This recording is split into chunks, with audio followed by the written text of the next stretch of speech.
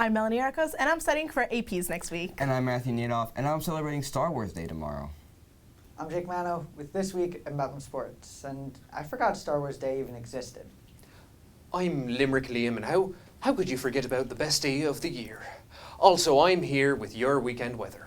These are the BMB morning announcements for Friday, May 3rd.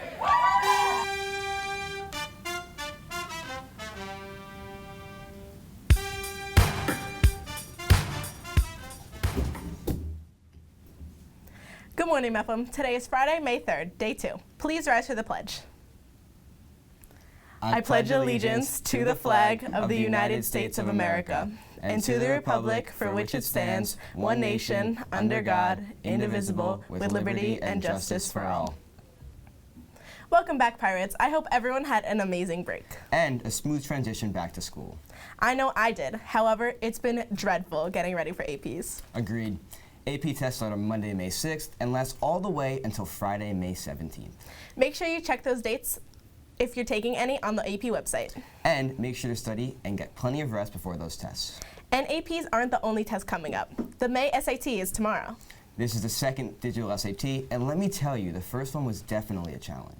I know. I kept having trouble figuring out how to print my admissions ticket. Here's Bridget Flanagan with more information on how to print them out for the SAT. Attention SAT takers, it's SAT season. Although everybody is surely prepping for the coming exam, there's a crucial step everyone needs to take, printing their SAT admission ticket. Here's a step-by-step guide on how to print it. Step 1, log into your College Board account and visit the College Board website, signing in using your username and password. Step 2, access your SAT registration. Once logged in, locate the My SAT section and click on Print Admission Ticket. Step 3, review and print your admission ticket. Double check that all information on your ticket is correct, including your name, test center, and test date. Then click on the Print button to generate a printable version of your ticket. And there you have it. You're ready to start your test day with a printed SAT admission ticket in hand. Reporting for BMB, I'm Bridget Flanagan. Thanks, Bridget. Good luck to everyone who's taking the May and June SATs. Yes, and be sure to utilize your time studying tonight and not playing video games. Video games? That reminds me. The BMB's Inside Look is being released this week. Inside Look is an annual tradition where BMB correspondents take an inside look into bigger topics this year, investigating the world of video games. Inside Look is created by B&B's junior class, and you can check out this year's Inside Look along with previous installments on AI and social media, all on the B&B YouTube channel. You know what I want to take an inside look into, Matt? Please tell me, Mel. Prom! I want to know what things go into such a fun night. And luckily, Luke Yepes is here to tell me some more. Tick-tock, tick-tock. Yep, you heard it. The countdown to prom has now begun. But besides the prom on June 6th, there's another date that you're going to want to mark down, and that's May 14th. On Tuesday, May 14th at 7 p.m., a mandatory meeting will be held here at MEPM for all people who want to attend prom. This will be relaying the plans for prom as well as expectations. To go to this prom meeting, students must be accompanied by a parent. If the 14th at 7 does not work for you here at MEPM, don't worry, because on Monday, May 13th, an identical information session will be held at Calhoun. Sure, you may need a ticket to get into prom, but this meeting is mandatory for you to get your ticket to go to prom, so you must attend. Reporting for BMB, I'm Luke Yepes. Prom might be a big story in our world, but there are plenty of headlines from around the world too.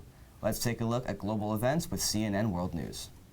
Across the country, college and universities have seen protests around the issues about the war in Gaza. From Columbia in New York to UCLA in California, encampments have popped up on campuses as students express their anger and frustration over the U.S. actions in the Middle East. Protesters on both sides of the issue have been vocal as local officials try to protect both freedom of speech and maintain public safety. This is a university. We teach our students not to accept things at face value. We teach them to ask questions. No matter what the consequences, in a sense. We teach them that the pursuit of truth is the highest value in the work they will be doing when they come out of the university. We cannot and will not allow what should be a peaceful gathering to turn into a violent spectacle that serves no purpose. In New York this week, police, at request of Columbia University, did clear protesters out of a building they had taken over, while in California, protests did turn violent. There were also protests in Israel this week, where U.S. Secretary of State Tony Blinken had high-level meetings with Israel Prime Minister Bibi Netanyahu to try and end the conflict and to gain the release of the hostages being held in Gaza. Bringing your loved ones home is at the heart of everything we're trying to do. And we will not rest until everyone, man, woman, soldier, civilian, young, old, is back home.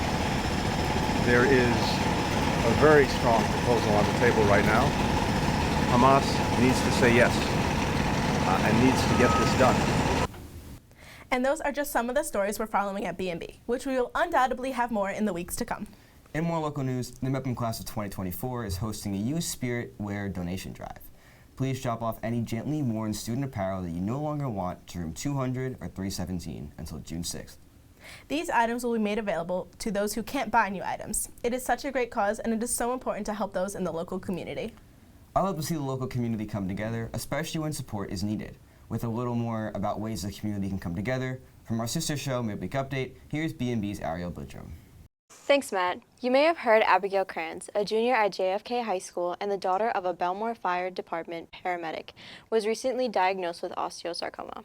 Osteosarcoma is a rare and aggressive bone cancer that requires extensive and radical surgery and chemotherapy. The Kranz family is very involved throughout the Bellmore community. Earlier this week, there was a fundraiser at Panera to help Abby with this fight, and there will be many more to come. Make sure you stay tuned for future fundraisers, and be sure to support Abby on this journey. And back to you guys on the morning announcements. Thanks, Ariel. Our prayers go out to Abigail and her family, and the entire Bellmore-Merrick community is standing behind you.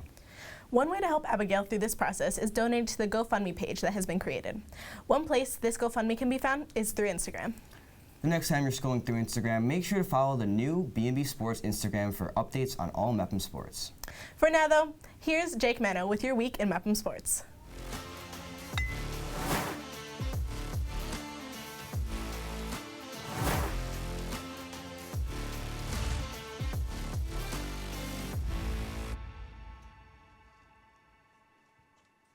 Thanks, guys. Post-spring break MEPM Sports is in full effect already, so let's get into it. Starting with lacrosse, where the girls faced off against Lynbrook Owls and are set to compete against Seaford over the weekend. On the other end, the boys honored their seniors this past Wednesday against Sewanaka and look ahead to their match against the Generals. Shifting over to the Diamond, as softball celebrated their seniors in walk-off fashion against Calhoun, where every pitch was captured only on BMB, so make sure you don't miss out. Next, on the turf, tennis faced off against Oceanside, and inside the gym, the badminton team played in their senior night against Swaziland and will face Great Neck South tonight. Lastly, the Chargers has a busy week, taking on Plainview Old Bethpage earlier in the week and took on Long Beach yesterday afternoon.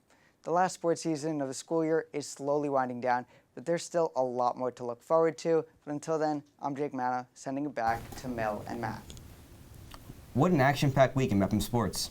I agree. Next week should also be action-packed, and BMB will have their cameras there on Tuesday for the baseball game. Well, let's hope the weather will hold out. But wait, have you seen the change in the beautiful weather? I think I've been living under a rock. Here's Liam Osborne with your weekend weather.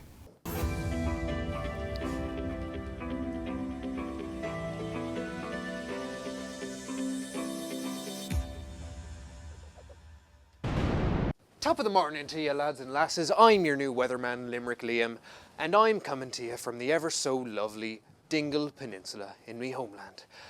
Now, I was thinking to myself, what better way to deliver this here forecast than a limerick? I'm just kidding, we both know you don't want to hear that any more than I want to write it. Let's keep it nice and simple. Today we'll see some puffs in the sky with a high of 61 and a low of 47. Tomorrow won't look too different, but the puffs will be even puffier as the high drops down to 59 and the low jumps up a single degree. To top it all off, we'll see some showers on Sunday and some remarkably low variance in temperatures with a high of 56 and a low of 54. Now, I've already overstayed me welcome, so I'll be off. Back to Mel and Matt in the Western Hemisphere. Thanks, Liam, for that magically delicious forecast. Are you doing anything to celebrate May the 4th tomorrow?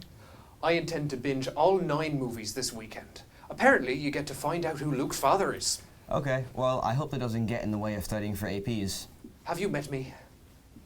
Well, these have been the BMB morning announcements for Friday, May 4th. Have a great day, Mapham. Yay! I knew it was coming too.